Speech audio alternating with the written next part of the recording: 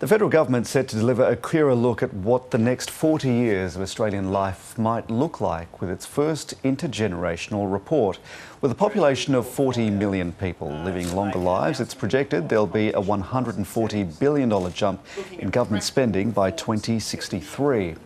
The report centres on 5 big changes: the shift from younger to older populations, from hydrocarbons to renewable energy, from information technology to artificial intelligence, and from globalisation to fragmentation.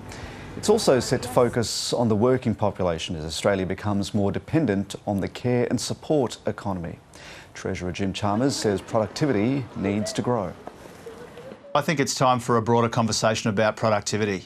And one of the things that has troubled me for some time now is we've got this national conversation about productivity which is artificially limited to industrial relations and to tax. Obviously those two things are important, but we will get productivity gains into the future if we invest in our people and our industries and the ability to adapt and adopt technology and the clean energy transformation.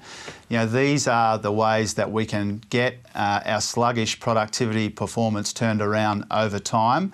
The productivity challenge has changed in the last 30 or 40 years, and the way that we deal with it and the way we maximise the opportunities in the future economy has changed as well. And the Shadow Treasurer Angus Taylor says governments should be focusing on the current cost of living crisis rather than future public policy.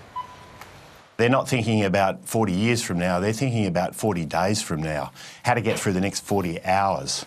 And we have enormous challenges bearing down on Australian households, Australian small businesses right now.